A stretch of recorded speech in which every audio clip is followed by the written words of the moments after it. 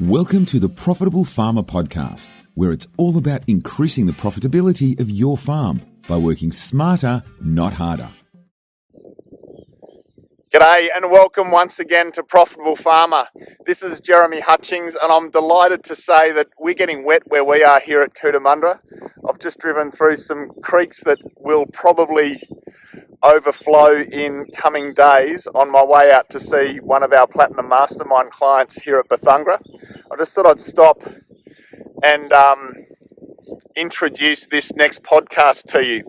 We've decided in this podcast to focus on a really important topic, and what we're going to share with you this month is a sneak peek, or allowing you to get under the bonnet of some of the training that we provide to our Platinum Mastermind clients who are on our Premier Business Coaching Program, and also the sort of training that we extend to our Take Control clients as well, who are going through a self-paced learning initiative with us.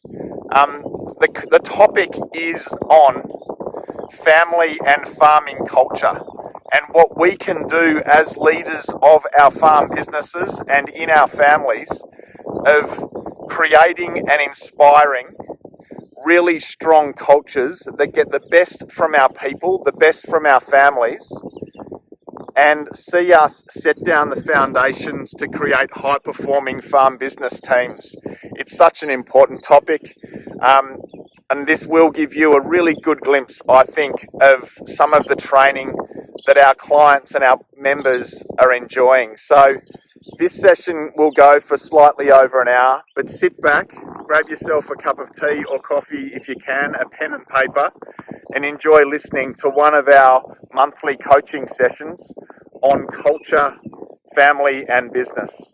Enjoy and speak soon.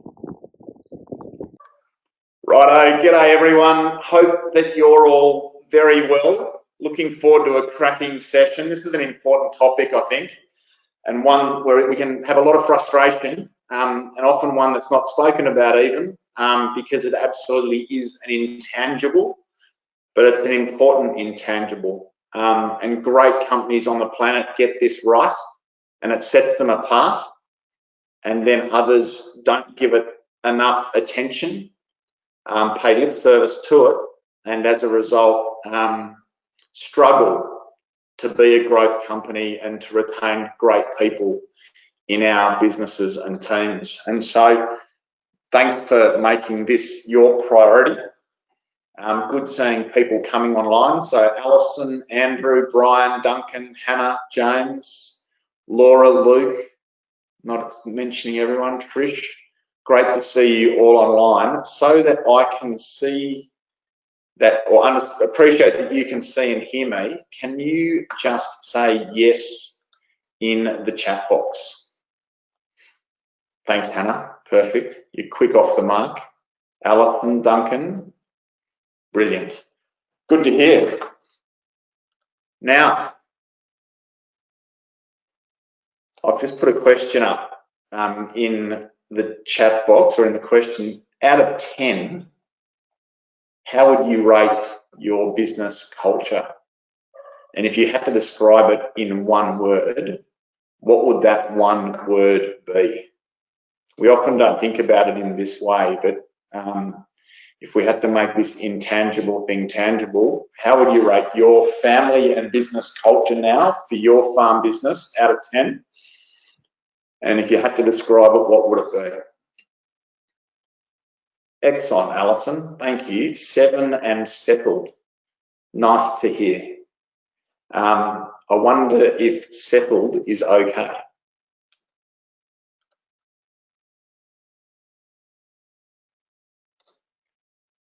Six, family. Thanks, Hannah.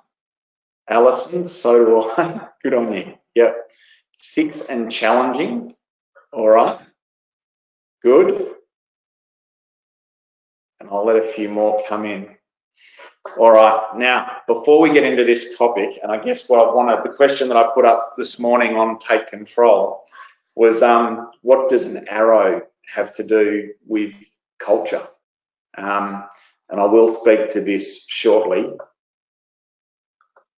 Before we do though, I just want to check in. And while we're typing into the chat box, good on you, Andrew. That's a really nice description of culture. You feel blessed and fortunate for the culture that you've got. Great comment. I'm going to turn my video off. Let my dog come into the room. Just hang on.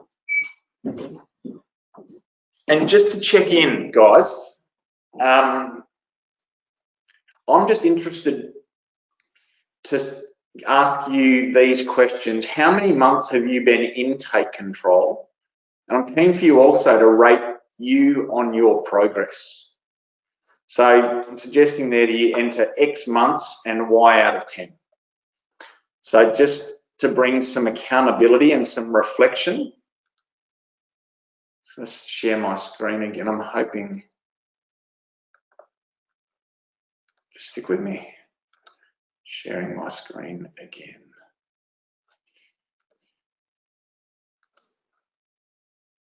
Okay, I'm hoping now you can see my screen. Just type in another yes, guys, if you could, just so that I get that feedback.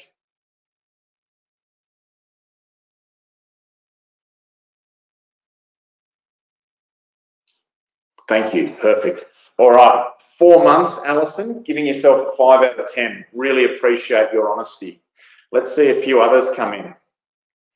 How many months have you been on the program, and what are you giving your performance and your progress as a rating out of 10? I completely get that we are busy people and that there is a huge amount going on for us in family and in business, but it is worthwhile just checking in. 18 months, 5 out of 10. Okay, Andrew, thank you. 12 months.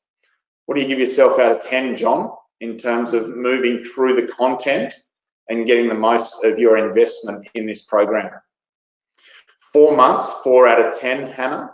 23 months, 5 out of 10. Thanks, Ross. 5 out of 10. Thanks, John. 2 out of 10, Tracy. Okay. 12 months and 6 out of 10. So, bit of coaching, guys, just to help us, and this is true for me. I'm involved in a similar program at the moment. Luke, 6 months, 5 out of 10. So lots of 4s, 5s, 6s out of 10. So a bitter pill, guys, but I'm going to give it to you anyway. In life, I get the results I deserve. And so a mentor of mine once shared this with me when I was whinging and complaining about how tough my life was. And he said, mate, pull your head in. You get the results you deserve. Nothing more, nothing less. And so the scores are just the scores. Let's not self-critique on whether they're good or bad or whatever. What I am suggesting, James, 7 months, 4 out of 10, is what needs to change.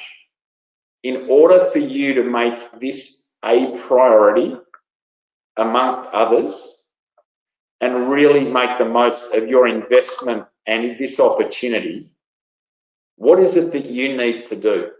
I'm just going to give you a few seconds on a bit of paper, so no need to type into the chat box yet, but on a bit of paper, what do you need to start doing, stop doing, in order that your score could be an 8 or 9 out of 10 in exactly 1 month's time? So when we come back to this, what has to change for you to really focus on this, and for you to be able to make the most of your investment in this program? Collect your thoughts briefly. What is it you need to start doing more of? What do you need to stop doing so this can be a focus? And even what needs to keep happening with regard to this program so you can genuinely make the most of it? Once you've done that, I'm keen for you just to put one or two key insights up into the chat box. But what's important is that you get it on paper.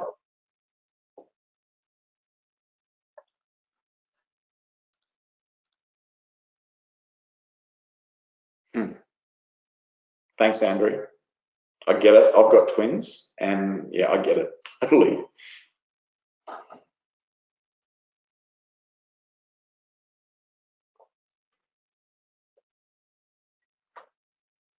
Okay. Well, the 2 or 3 things, and there are only ever 2 or 3 things that you need to start doing and stop doing in order to make positive change. And so once you've captured your thoughts, let's see some come up in the chat box, if that's okay.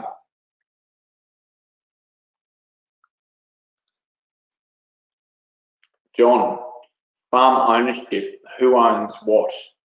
Interesting. So John, just to clarify, do you mean who owns what roles in the business in terms of managing decisions and getting stuff done so that you've got time leverage? Or is it something other than that? I'm keen for you to clarify what you mean.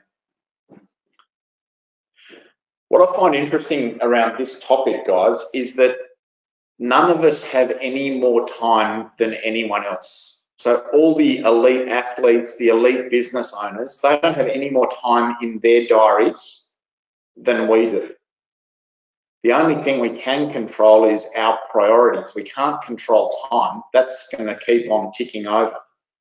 But what we can change are our priorities. I've just made it a priority to do 60 minutes of exercise every day for the next 90 days with Sundays off. Now, there's plenty of reasons why I might not do that, but that's now a priority over other things. And I've got to actually force that in sometimes to make it happen. And so with regard to this investment, one thing I do encourage you to do, and in the context that no one has any more time than anyone else, and with the fact that I get the results I deserve, is to find 3 hours in your diary, ideally 5, and make this non-negotiable. If you're still moving through the online learning, and I think most of you will be, it might be, I used to do all my learning between 4 and 7 o'clock in the morning on a Thursday. That was just the time to get it done. With 4 young kids and a busy career and a farm to run, 4 till 7 in the morning was the best time for me. So you've got to go the extra mile sometimes to break the back on these sorts of priorities. What would be better is that you're locking out half a day or 3 hours on a Wednesday afternoon, telling your family and telling your team that you're going to put your own development first over other priorities, and that you do what you need to do to quarantine that and make it happen. I've got clients that pack up and go into the local library with some headphones and get away from the farm business interruptions so that they can study. If you had an exam on this content in 2 months' time and passing was a do or die kind of gig, you would make it a priority. And the last thing I wanted to say on this, if I could, is that a business will never outgrow its owner. And you're it. So investing in your own development and growing as a leader and a business owner through this program is the thing that's going to really see your business flourish. And so not doing that week on week is potentially keeping you from really expanding the success of your business long term. So I'm just going to look at the notes that we have here. I need to start making an allocated time to do this, but I find this hard with an unpredictable newborn and being a farmer mum. I completely get it. Well, I don't get it, Tracy. I'm not a farmer mum, but I completely understand that stage of life. I think we need to get the people around us to help us make this a priority.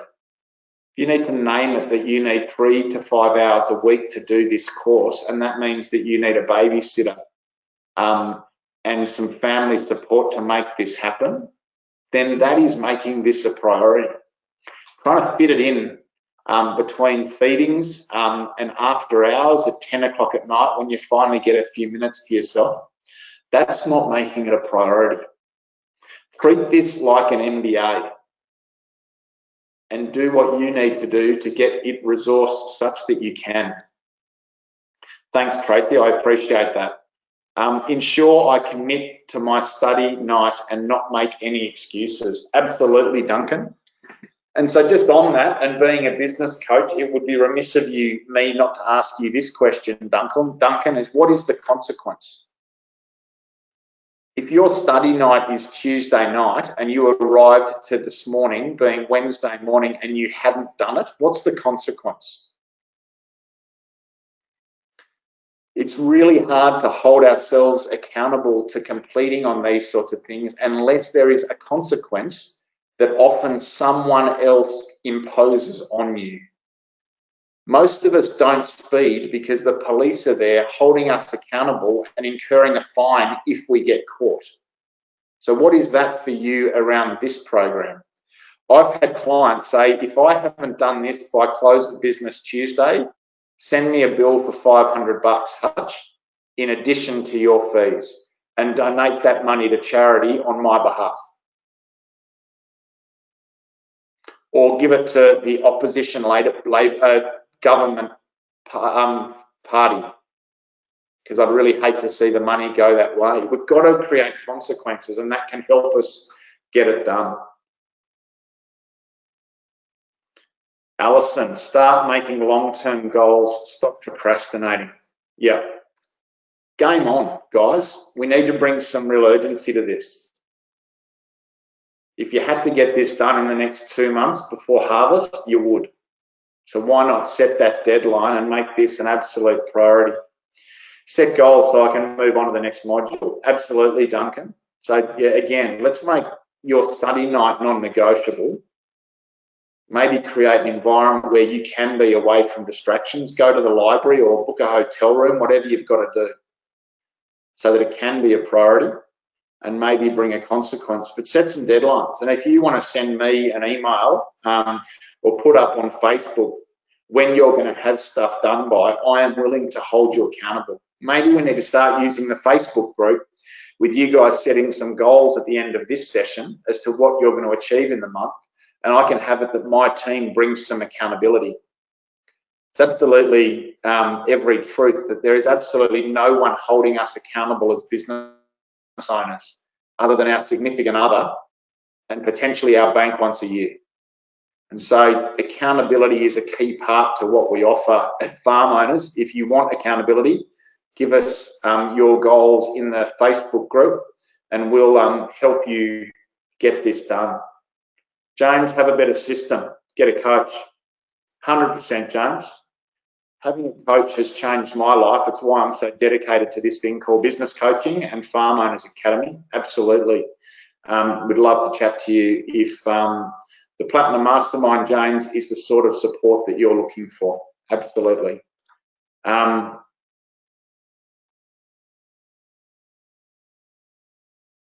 So, John, the ownership of the farm has not been settled as to realise full potential of the farm, as to why improve someone else's asset. Yeah, okay. That's interesting. I reckon that succession piece could be a separate issue to your completion of this course. It's really easy to throw a lot of issues into a pot and call it succession. But in reality, I would suggest, John, that an investment in yourself and upskilling as a business owner and leader is important to do irrespective of where farm ownership transition is up to. Don't let farm ownership issues keep you from growing and developing as an individual. I hope you don't mind me suggesting that. Awesome. Well done, guys. Really impressive feedback. I'm going to ask you to go into Facebook even now while we're talking or straight after this and let me know what it is that you need. Give me more detail as to what it is you need to do to make the most of this program. And secondly, how it is, what you're going to achieve in this next month and how I can hold you accountable through the Facebook group. I'll mention that again at the end. Thanks, Travis. And thanks, Maria. I'll check your comments. Let's get cracking, guys, into this thing called culture. There have been some questions coming into the Facebook group late, one around bookkeeping, and I might cover that if we've got time. and one around mission and vision and recreating that from Mark that I will bring into this conversation as we go. But I really do want to encourage you to ask really well thought out questions of me through the Facebook group early so that I can prepare the themes for these sessions to answer the critical questions that you have. I'm just asking that you ask them well, be accurate, and ask them early so I can prepare. Getting them last night and this morning isn't early enough. I need a week or so that I can tweak the content of these discussions to support you. Let's get into it. So my first question to you is, what is culture? When you think about your business or a business that a restaurant that you like or a company that you visit frequently and you think about their culture, my question to you is, what is it?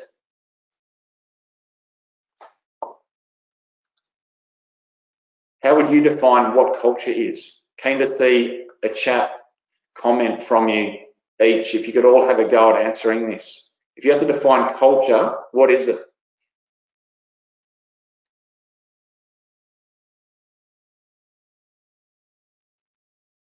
Keen to see your responses come into the chat, guys, if we can.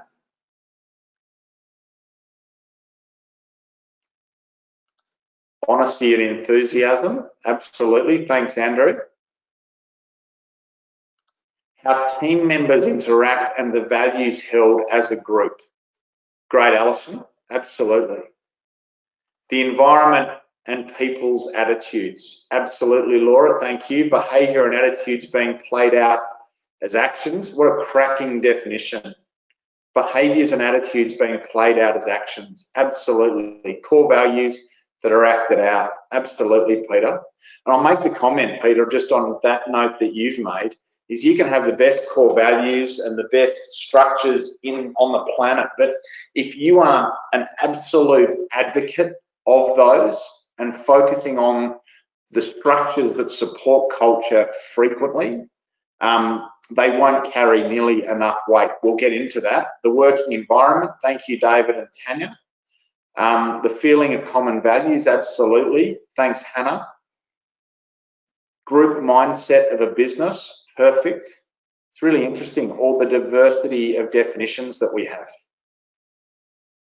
The way a team upholds themselves and operates. James, thank you, Tracy. James, the same beliefs within that group that gives us drive, gives it drive, absolutely.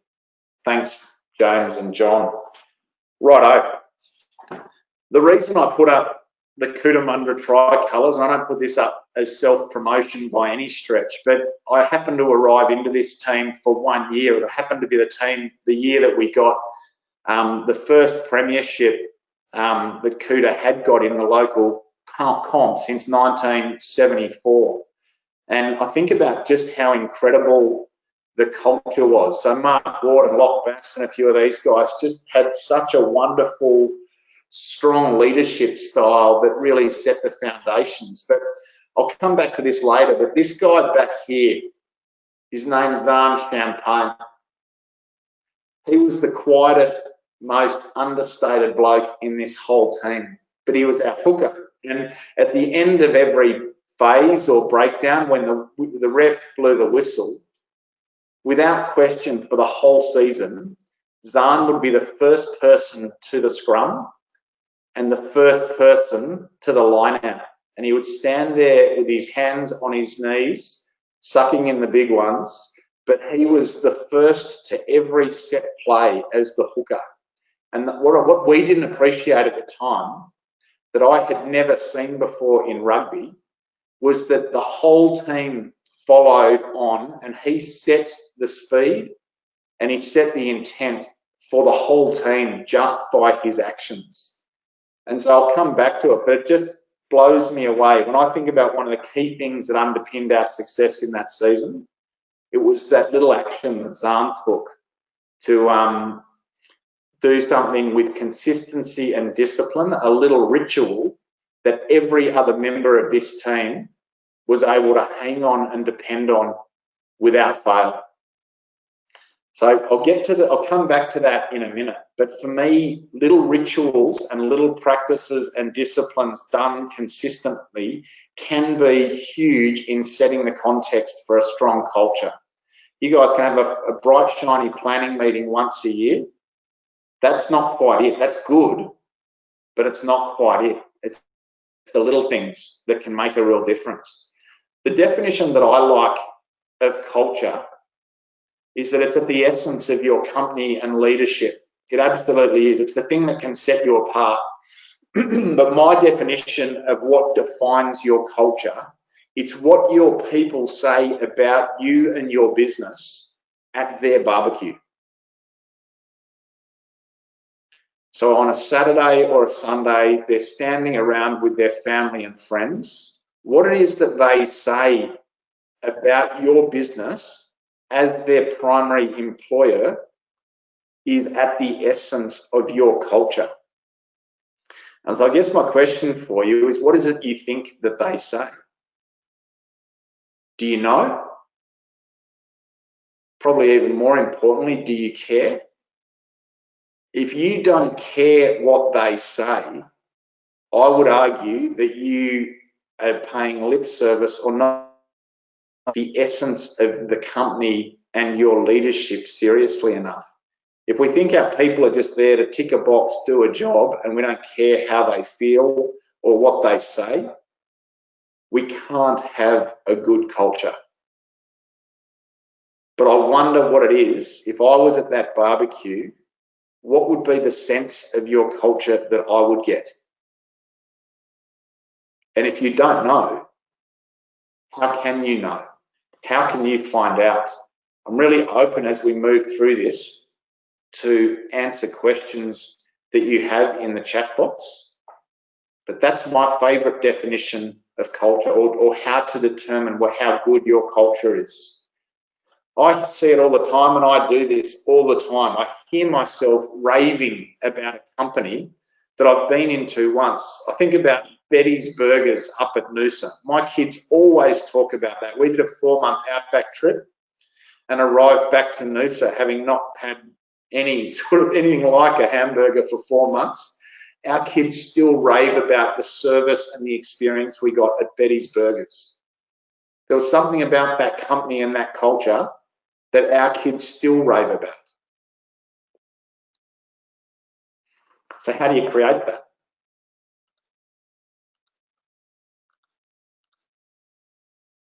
And the point that I do want to make, guys, is that culture is a function of your leadership. And everything rises and falls on your leadership. And that is a real privilege. It's not a burden. But if culture needs to change, normally it needs to start at the top. Often we focus on the person in the company that we believe to be undermining the culture. And we blame individuals in our team for bringing the culture down. But really, that is to some degree below the line. Normally what needs to happen is there needs to be an uplift in the quality of leadership, and I'll get to that. But I do want to make the point that this is the thing we should be famous for, that sets us apart. Betty's Burgers needs to have the best burgers and the best chips and the best support and speed and all of those things. But we're commodity producers, largely.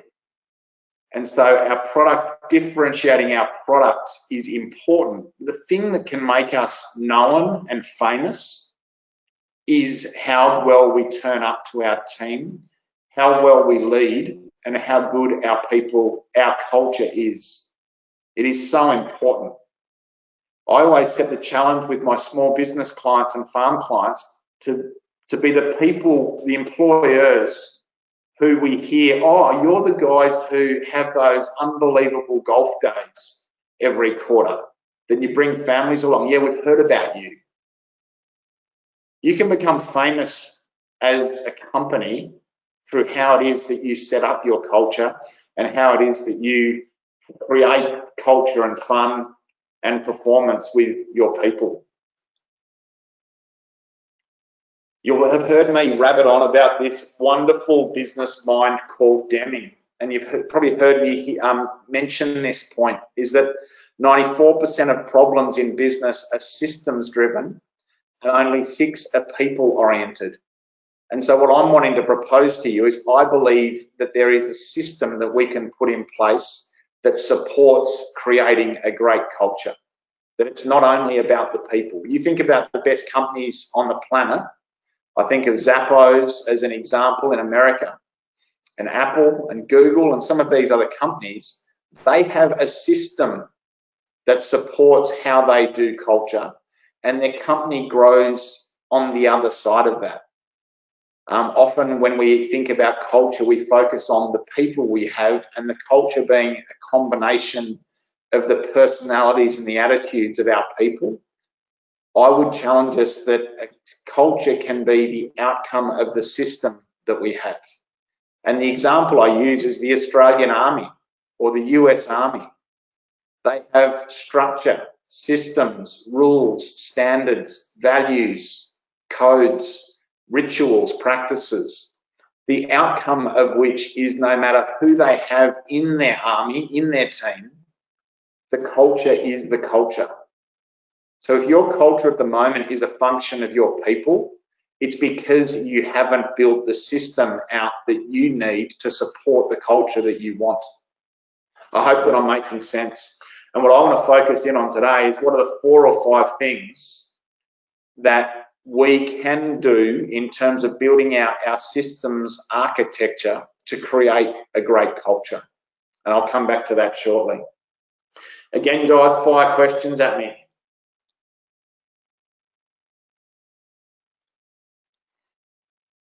Remember too that in business and in life, there is context and content. Culture is ultimately the content. It's the outcome, if you like, of the personalities and the structures that we put in place. But if we can set the context, and in this image, it's the glass, for how the expectations we have, the standards we have, the codes and the values that we uphold, the frequency of training that we deliver, the way in which we communicate, then setting the context can be the thing that determines a strong culture long term. I think about a 3-star hotel and a 6-star resort. The only difference, the 6-star resort people don't work twice as hard. They're not twice as smart. They've just got a documented higher standard. The RitzCarlton has a documented higher standard than the 3-star budget hotel at Temora in New South Wales. So at the Temora budget hotel, it might be, "G'day Cobber, how was your day?" That might be okay at reception, but that doesn't cut it at the RitzCarlton. At the RitzCarlton, it's, "Welcome, sir, how are you?" They have a higher standard and they have a higher expectation, and it is documented. Their context for their business on what will and won't be tolerated is different, and their culture is different as a result. So I guess the question that I'm asking of you today is, what is your system that supports your culture? Is it documented? Is it structured? Is it upheld by you and your leadership team? Is it consistent and regular and dependable, like Zan Champagne's efforts on the rugby field? Culture is an intangible. And so how is it? And what is it that you do now to bring it to life by getting it on paper and making it part of your system and structure? Feel free to type in comments if there are things that you do now consistently to underpin the culture that you have. I'd love to hear them, because we can steal ideas from each other and mastermind on this and collaborate on this, and we can all learn and grow. A real estate business I coached in the Southern Highlands. The staff arrive to work at 8. They meet at the coffee shop. There used to be 6 staff, now there's 30. And they go for a walk up and down the main street having their coffee. Can you imagine, as a real estate business in a small country town, how good it must look for 30 staff, all with a coffee, all in uniform, power walking and laughing and joking up and down the main street at 8 o'clock every morning without fail? How good is that as a marketing tactic as well as a cultural tactic? If I was ever buying and selling a house, I would go with those guys over the ones that don't do something like that. That's the systems correction for how they bring their culture to life. One of the disciplines, one of the tactics.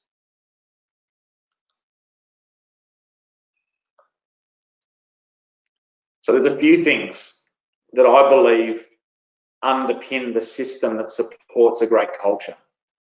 And you guys have, some of you have mentioned this. The first one is having a set of core values. I think that's one of the first things we can do.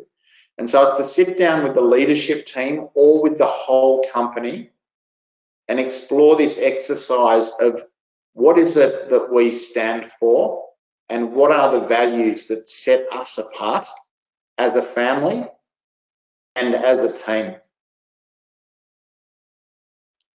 You can ask individuals to define their core values and then bring those together to define the core values of your company. Or you can ask everyone with some post-it notes in front of you, and I love doing it this way, who best captures the essence of our company's culture? Which of the team is it?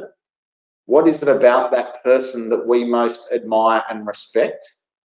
And it's out of that question that you come up with, they're honest, they're trustworthy, they're loyal, they're effective, they have an attention to detail. It's those traits that help us define our culture. There's an example just top right, which is magic: measurable, agile, genuine, innovative, and caring. You can have some real fun with this, but coming up with a core set of values. And what I believe too, and this is a Deming construct, is we've got to go 3 levels deep on core values. So measurable, agile, genuine, innovative, and caring, that is level 1 of detail. But if we think about it, do you and I do genuine the same way? Or do you and your team members do genuine the same way?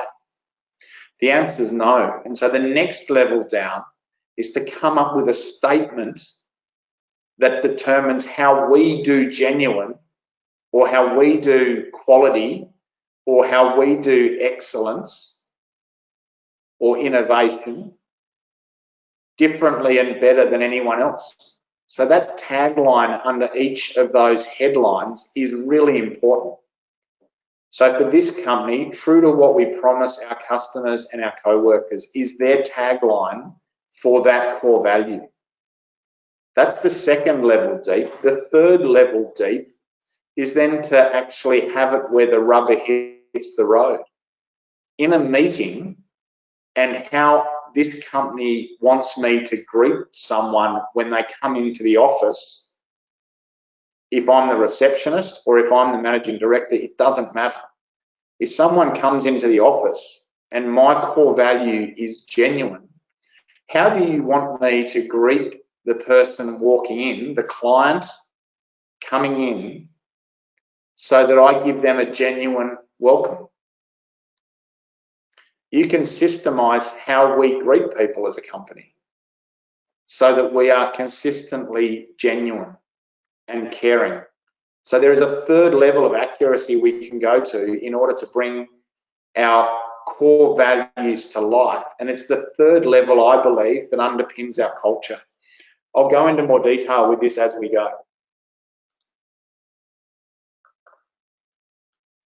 So Zoe's asked a question. I'd love an example of where to start with a system if there isn't one in place. Thanks, Zoe. This is where I would start. What are our core values? What is unique about who we are and the family and business that we stand for and that we're striving to become? And then it's about defining the core values in order, like we have top right here, and then coming up with the tagline for how we do it and what we expect in relation to each of those. That's where I would start, and I'll show you where I would go next from there. What would be a suitable number of core values, Tracy? I love 4 or 5. I think that's a good number. I'm just going to turn my camera on just for a minute, so if you guys can see my mug for a minute. I did this exercise with a large plumbing company in Wagga, and we went round in circles on integrity, trust, excellence, service, and all those sorts of things. But when we boiled it down, we had a standard of service, a service standard that we wrote, but the core values that we came up with for the plumbers that work for us and the apprentices was look, listen, feel, think, talk. Now we came up with 5 because John wanted people to be able to take them on their hand. And whenever there was a problem in that company, what he wanted his tradesmen or his apprentices or his receptionists to do is to look at the problem, think about the problem, feel around what would be the best outcome for our clients and for this business, think about it, talk about it, and then act. And so he came up with 5 core values because he had these plumbers have 5 digits. And you can't forget that. And then we have all these other things that when you're pointing the finger at someone, there's 3 others pointing back at you. So their whole brand became around hands and using your hands to get the best outcome. But their core values were very tangible and very practical, and that's how they came up with 5. But I would keep it really simple. It can be less than 5. But really good question. How do you create a good business culture when you work with family? I think pretend it's not your family would be my question, Hannah, and apply these business principles to this. I sit down with my kids, and my kids are 12, 10, and 8. Every quarter, we take our core values and we take our family rules and we burn them. We have a little sacrificial burning. And then we take the ashes inside and lie on the floor with blank paper and texters, and Jane and I and the kids. And we go, what do you love about this family, guys? And what do you hate about it that you'd love to see improved? What would you like to change so that this can be a better family for you? And the stuff our kids come up with and always have come up with is incredible. And out of it, I'm in the background while they're talking, thinking, well, let's add this value. Let's take this value away and bring this one in. And then I share that and we come up with some amazing core values, and we come up with a code of conduct or some ground rules for our family. And they're on the fridge and they're on the wall. And this way, when our kids don't behave, instead of me pointing at my kids and making them wrong for their behaviour and toweling them up this morning because they didn't brush their teeth before we went to school, I just point to the wall and say, guys, what are our rules? Be self-responsible and self-reliant, especially in the mornings. So you can do this with any family and every family. It's applying the same practices to a family dynamic. But the thing that we need to do is have family members willing to participate. And I do see it often, or sometimes, where, for example, the older generation don't want to participate in a conversation around this. Or a brother or sister thinks that this is a load of shit and it shouldn't be a priority. So somehow you've got to think through how to bring people to the table, how to get away from the farm so that you can make this a priority, and to enroll them in the start of this. Once they get into it, they will enroll. But I think it's the same principles that apply for farming families as for good businesses. So start with core values. Great question.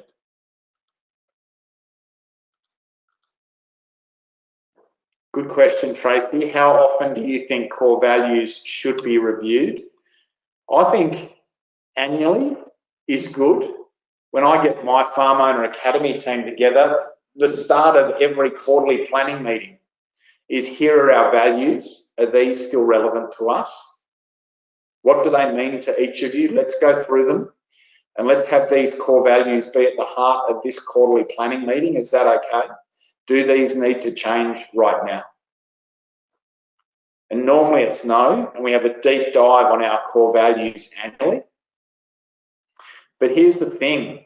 If I write my core values once and I put them on a wall or put them in a cupboard, and then as the boss, I'm not focusing on the core values, they have no weight.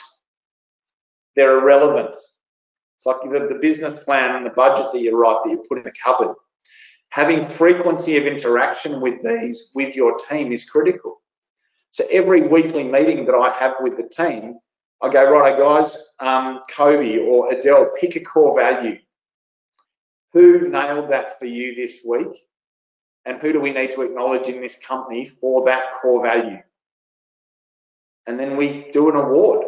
It sounds American, it sounds wanky, but I've got to own and I've got to bring the core values to life and constantly bring my team back to focus on those.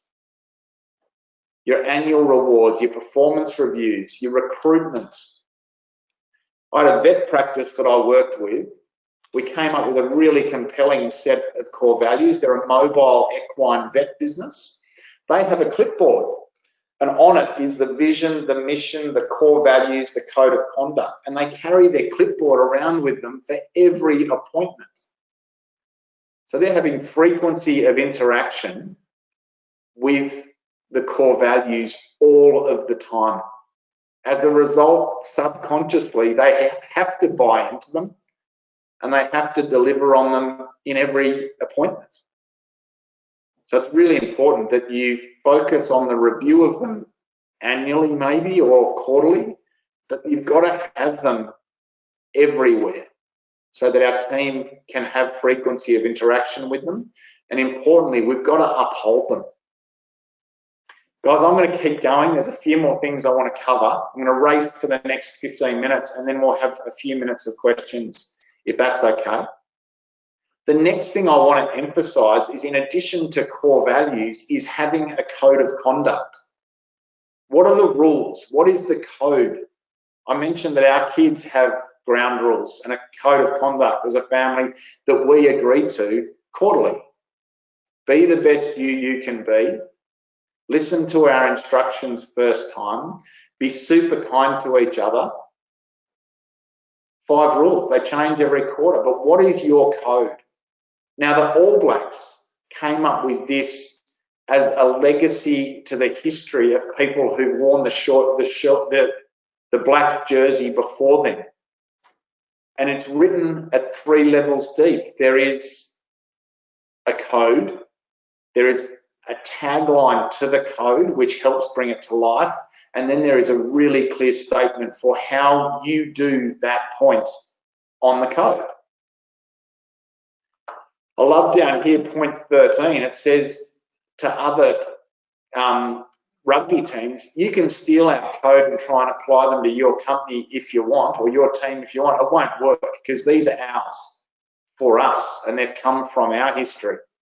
You've got to come up with your own. But what is your code of conduct? It's a wonderful conversation to have with your team. And the way that I do this, and you might just take this down, so I've talked about how to create core values, and there is another webinar that we've done on that we can make available on the Facebook group again.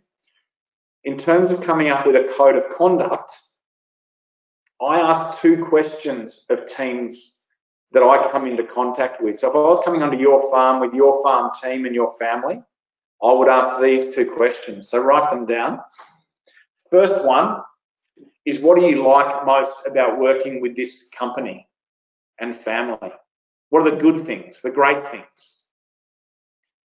You might put a circle around the best things, the 2 or 3 that people really emphasize. Then the second question is, what do you hate about this company and what will bring this company unstuck? What will ruin this company? And see it, culture and financials and everything fall to pieces. Now, most business owners shudder at the thought of asking that question, but it's getting it on the table. It's making the intangible tangible. I'm willing to guarantee the All Blacks ask these questions. What's going to stop us from being our best? Get those on paper and then come up with a set of ground rules that guarantee that that does not happen.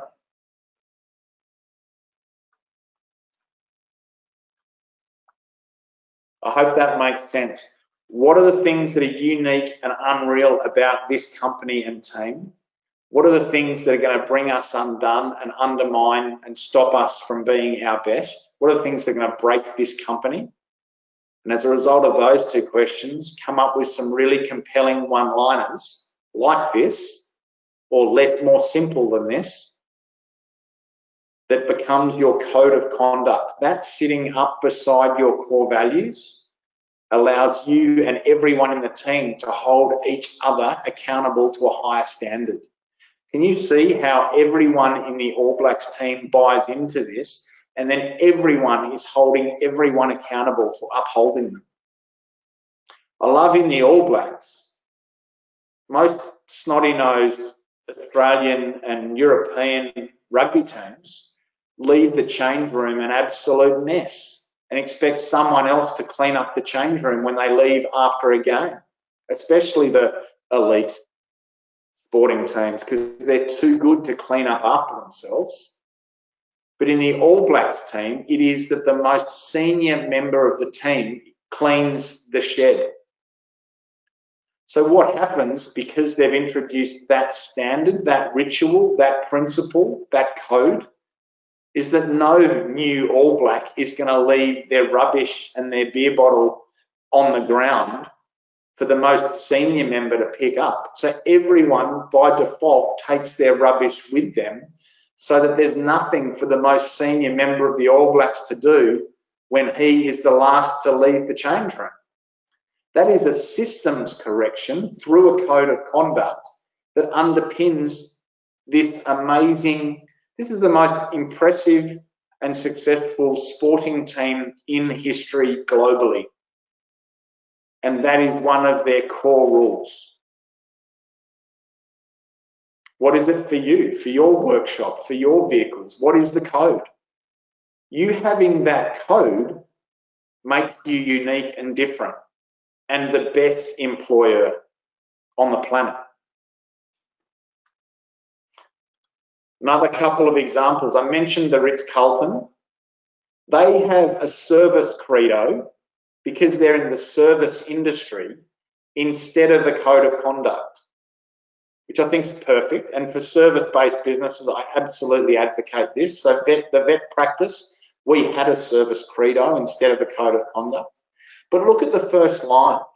Imagine if you were a cleaner, a janitor from Mexico, arriving into America to be a cleaner at the RitzCarlton in San Francisco. And you arrive and you get trained, and you're walking down the aisle and Russell Crowe, Hugh Jackman, and Danny DeVito are walking down the hallway towards you. Can you imagine how intimidating and how inferior you would feel as the cleaner? But here's the thing with the RitzCarlton, they have trained that cleaner to be able to respond to any one of those questions. So that if Danny DeVito says, hey, where's the gym? I want to do a fitness session. That cleaner is trained to say, sir, the fitness and wellness center is down this hallway and on the left. Can I take you there, please? That's the cleaner. Now, the cleaner delivers a script like that because I reckon of this first line. The RitzCarlton Credo states that we are ladies and gentlemen serving ladies and gentlemen. I think that is genius, because it makes that Mexican cleaner with broken English feel like, perhaps for the first time, like a lady and a gentleman. How proud are they to put on the uniform when the uniform makes them feel that way? And then it also puts them on an equal level with Hugh Jackman, Russell Crowe, and Danny DeVito, and anyone else that might walk into that restaurant, into that hotel. They're on an equal term. Very powerful. So your service credo and your code of conduct can build up your people so they are motivated when they put your shirt on to go the extra mile for the people that you serve. I love the RitzCarlton credo, and this is the thing that allows them to be a 6- and 7-star resort. This is the systems correction that supports their culture and allows them to be better than that 3-star hotel in Temora. This is the thing that sets them apart. This is the thing that they're famous for. This is the thing that motivates their staff to get up and turn up and be at their best. My question to you is, what is this for you? The US Army and the Australian Army have a code of conduct. And I've spoken about that. It's like the general principles of the All Black one. But if you're an 18-year-old soldier that's been trained for 18 months at Kapuka or somewhere else, and you arrive to a war zone and you get captured and you are an 18-year-old getting tortured behind enemy lines by the opposition, by the enemy, you hold on to, in the heat of that torture, these codes, this code. This is how you are to conduct yourself in the heat of battle when you are being terrorized and tortured by the opposition. If it's good enough for the US Army, having a code can be good enough for us. How do you want your people to behave when the heat is on, in the middle of shearing, in the middle of harvest? What is the code they can call on so that they keep their head and represent your company and brand well? Equally, when you bring subcontractors in, like shearers or harvest contractors or spray contractors, do you give them a code that each of their employees initial that says, hey, if you're going to be on our farm, these are our values, here is our code of conduct, we expect you to play this way while you are on our property? Having subcontractors and contractors come onto our farm can be an absolute clash of cultures, especially in the heat of battle when there's pressure of harvest and shearing and those things. Having a code can bring those cultures together, but they play by your rules, not you by theirs. If they're not willing to play by your values and your code, then don't have them on your farm. This can be a great way to bring contractors and subcontractors in and not have them upset your culture as a company. I'm going to keep going. These are Deming's ground rules. So when he went into Lexus and Toyota and Ford and some of the biggest companies on the planet, these are the rules that he insisted that those companies play by. Now, most of those companies stole these rules and applied them to their cultures. And so good enough for those great companies in history and written by Deming, I'm suggesting they're good enough for us. These are an adaptation of Deming's ground rules that we have applied that now underpin our 3-year Platinum Mastermind program. So our clients and our team live by and are willing to play by these rules as part of their involvement in our business masterclass. I'll just let you take a minute to read them. And you can take a screenshot or a photo of these. I can put them up on the Facebook group. You are more than welcome to steal these as part of coming up with your own ground rules or code of conduct. Operating principles, service standards, code of conduct, and ground rules are all fundamentally the same thing. I'm just giving you different examples of them. In the spirit of time, I'm not going to go through them in detail, but just take your time to have a quick look at those.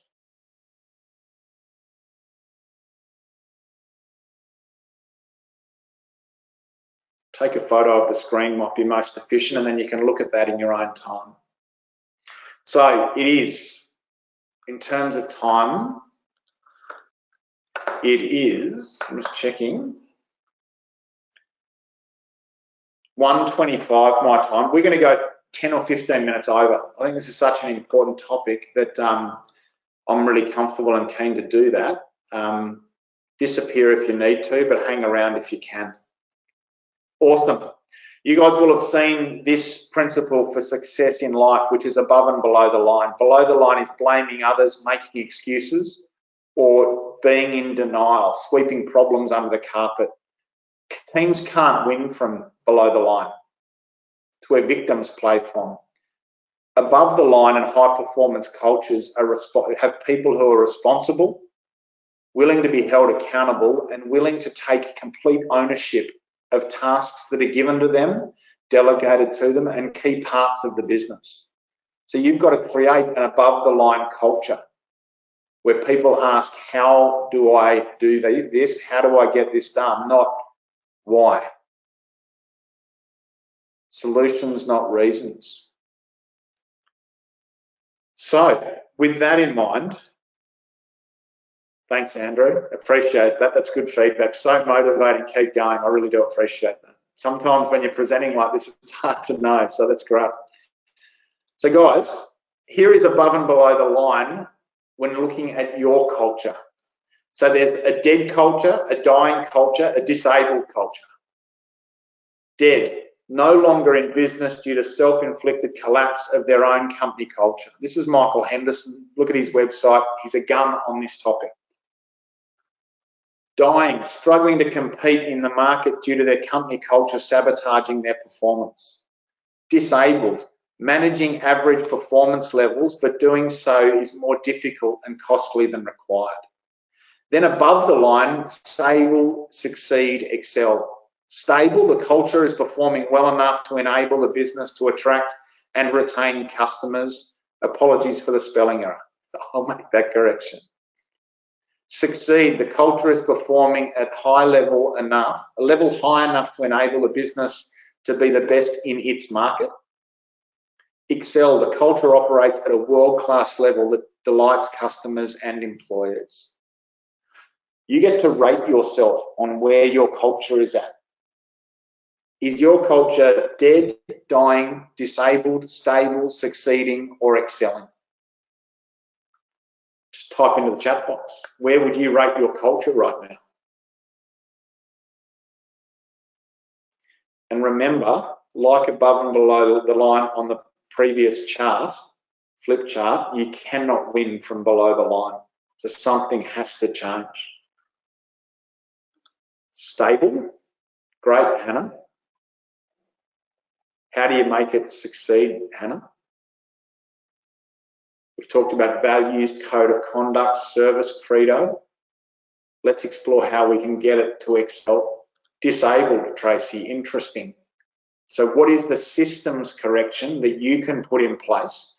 What are the structures, rituals, disciplines, documentation, standards, codes that you can put in place to just move it from disabled to stable? But that needs to have a plan. If you leave it to chance because culture is an intangible, you're going to keep getting what you've got. So now, cultures that are below the line, again, take a photo of this, guys, and I can put this slide up on the Facebook page. But you get to circle adjectives that describe what's happening for you in your culture right now. So take a photo of this. It might be that there is callous, inefficient, pessimistic, lies, and blame happening in your culture. If you can circle those, then once you've done that and identified it, you can go to work to make an improvement. But these are the traits that play out in below the line cultures. What of these are true for you? And how do we set a code of conduct and a set of core values standards and practices that drive these behaviours out. And here's an above the line set of adjectives for cultures that are high performing and growing and positive. Humour, synergy, fun, leading, discipline, collaboration, attention, reputation, focus. Circle these and come up with the ones that you think are defining your culture, and then what disciplines, rules, standards, values can you put in place so that these are upheld, no matter whether it's the current team, a future team, or a contracting team that you have working for you. Then, again, take a screenshot or a photo if you'd like. You get to go through and circle the ones that are true for you that help you quantify where your culture is at. Is it a resistant or is it a constructive culture?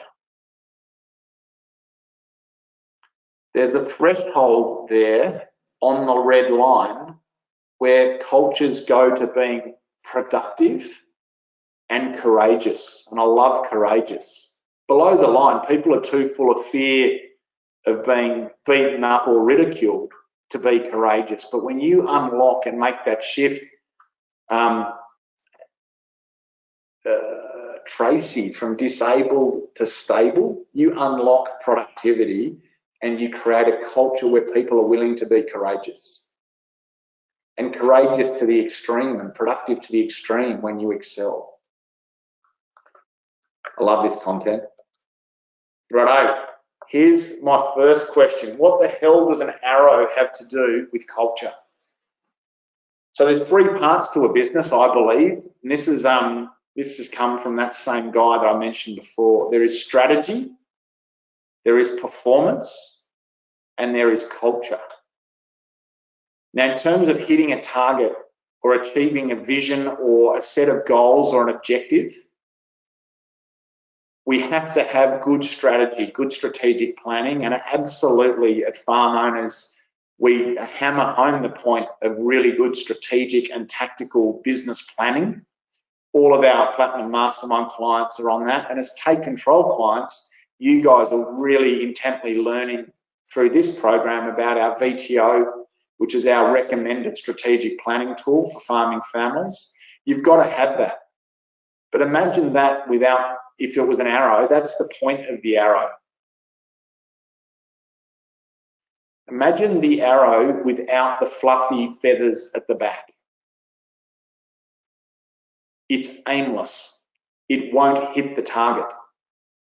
Performance is budgeting, benchmarking, analysis, performance tracking, KPIs, all of that. And again, we're big on that.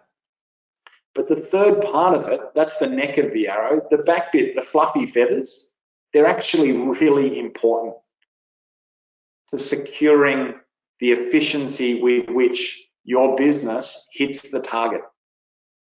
It directs the whole arrow. The whole company is directed, underpinned, and determined by the quality of the fluffy stuff. The feathers and the arrows at the back of the arrow. The feathers and the, whatever they are, you know what I mean? So we've got to have a method by which we do strategy. We've got to have a method by which we do performance tracking and monitoring. We've got to have a method by which we do culture. Core values, 3 levels deep, code of conduct or ground rules, and then it's the fluffy stuff.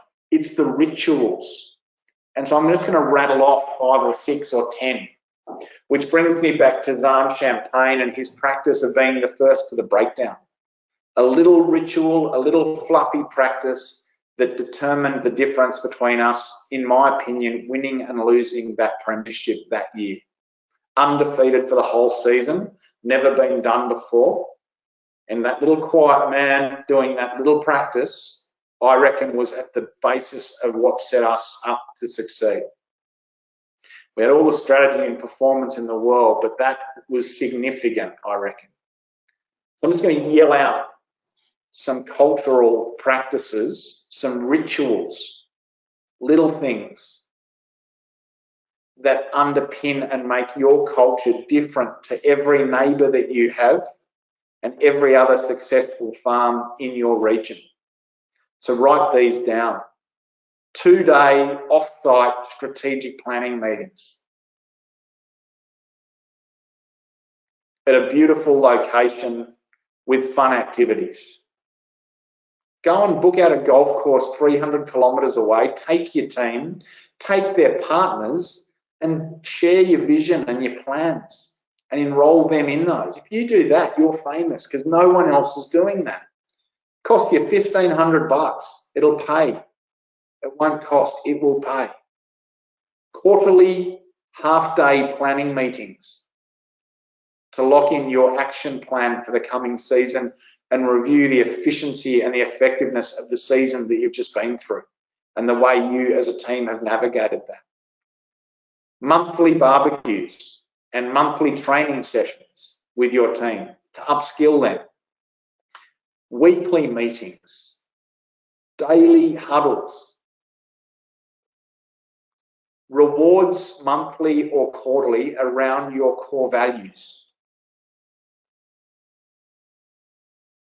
Friday afternoon cutout and barbecue. On our farm growing up, every Friday morning except for harvest and shearing, we would meet at 7 o'clock at the workshop and we would spend an hour at 7 o'clock on a Friday morning cleaning the workshop.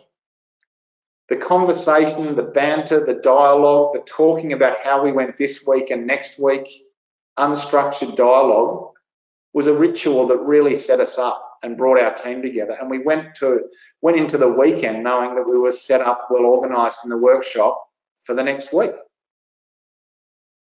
Dad did that, genius.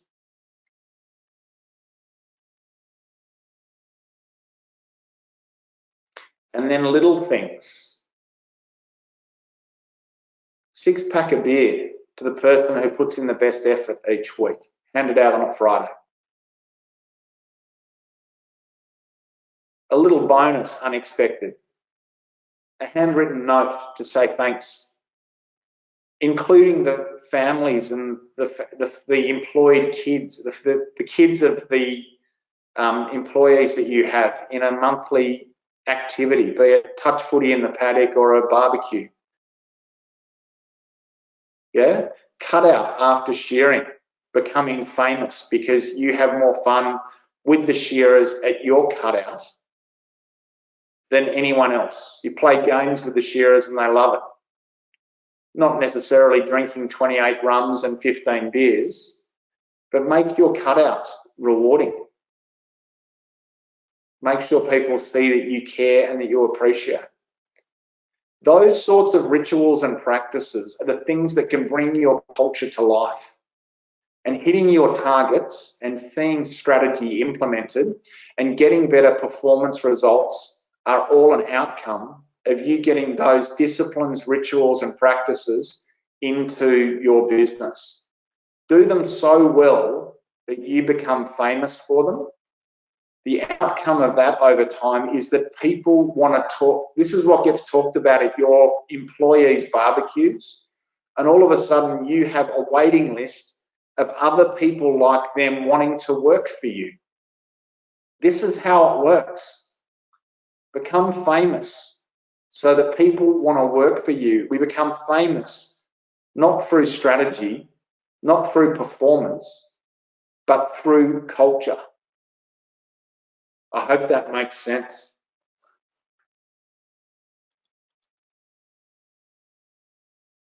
Yes, Tracy, I'll put that list up on the Facebook. Yep, I just rattled them off. They're just thoughts that I had, but I'm happy to do that for sure. Righto, guys, a few more minutes. Actually, I'm going to wrap it up here. I think we've probably done enough. I'm just going to do a few things to finish off. There's a few other slides that I can pick up on next time, but I think we're making good progress. Core values, code of conduct, frequent communication framework, 2-day planning meetings, quarterly meetings, monthly training, monthly barbecues with the team, monthly rewards or quarterly rewards, weekly meetings, daily huddles. acknowledgement and appreciation through regular communication. And the last one, it's rituals. Clean the workshop for an hour on Friday morning and be consistent with it, and have a sponge cake arrive. Make it memorable and fun. Play paddock golf with all the families involved in your farm, kids included, once a month. Those rituals are things that sets your culture on fire and brings it to life. Take your team off-site to the local pub, have them all wear uniform, have their wives wear uniform, and be in the local bowling club on the last Friday of every month, dinner on you. You'll become famous in your town for that, because no other farmer's doing it. They're rituals. They're so easy to do, so cost effective, but you will never lose people if you do the little things, the little fluffy things well, because it just shows how much you care for the people you've got.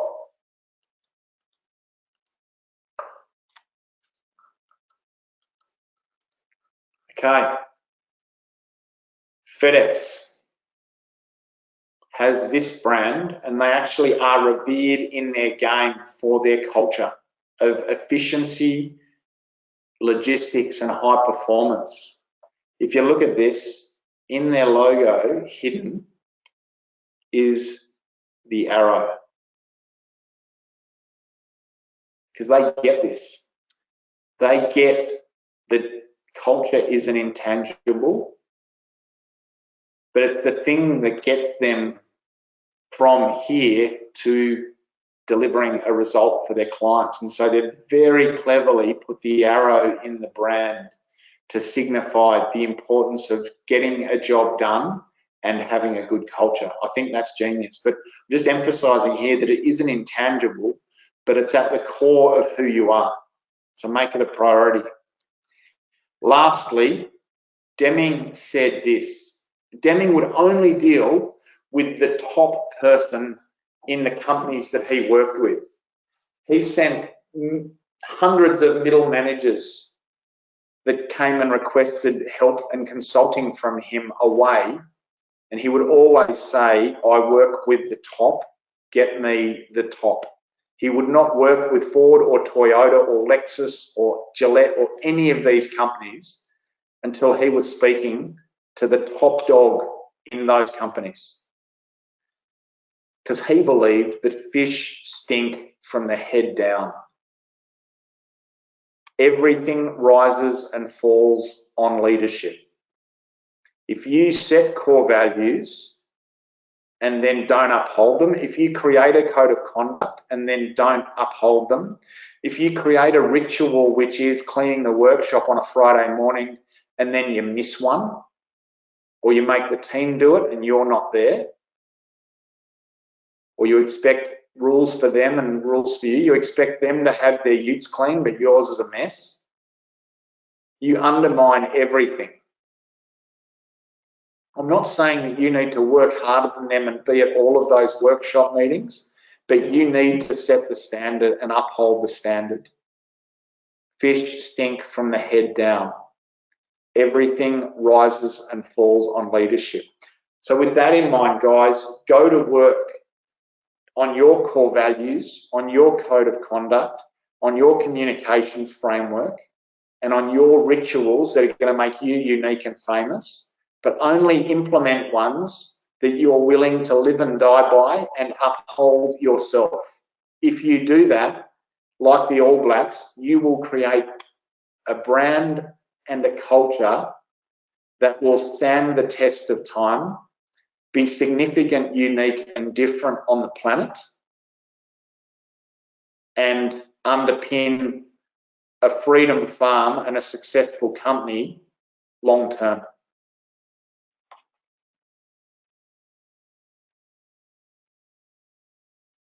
Just on that point, one of my mentors gave me this card once. It's behind glass on my wall with a few other important flip charts, but I just look at this every day and it reminds me that for things to change, first I must change. which is that point. Once you get this in place, you've got to change in order to lead the culture that you want. I'm going to wrap it up there, guys. Some really good feedback coming in. Thank you, Jeremy. Very challenging. Much thought to be done. Thanks, John. Nice to hear from you. Tracy, thank you. So much to think about, and a change in my mindset towards my current situation from hearing this. As a final comment, guys, if you don't have the culture you want, it's really easy to go below the line and blame other members of your family and other members of your team. That's you focusing on people. But as leaders, we have to focus on systems, structure, and the things that are going to underpin long-term change. Forget about the people you've got just for a minute. Get the structures in place, and then inspire those people to come on board with the structures, the systems, the rituals, and the disciplines. Awesome. Thank you, James. Thank you, Deborah. Thank you, Andrew. Cracking feedback. Thank you, Hannah. I'm glad that was motivating. My last comment, guys, let's get into the chat box. What are the goals that you're going to achieve in and around Take Control over the next month? I want to see your specific goals in there, and how can I hold you accountable to getting those done? I want to use the Facebook group so that you've got accountability around making the most of your investment with us. That's what coaches do. So please let me know in the Facebook group, what are you going to do this month, and how can I hold you accountable? Great session. Thank you. Thank you, Travis. Thank you, Don. Thank you, John. Have a great month, guys. Keep up the great work. Build great companies. Create great cultures. Speak soon. And so there you have it. And thank you for being part of one of our monthly coaching calls with our valued members. If you feel like the sort of support that we provide can help you on issues like family culture, communication, leadership, entrepreneurship, and business development, we'd love to speak with you. So please jump onto our website, farmownersacademy.com, and even look at our landing page /Platinum Mastermind, and we'd love to talk with you further. For now, have a great few weeks, and we look forward to our next podcast in coming weeks. Bye for now.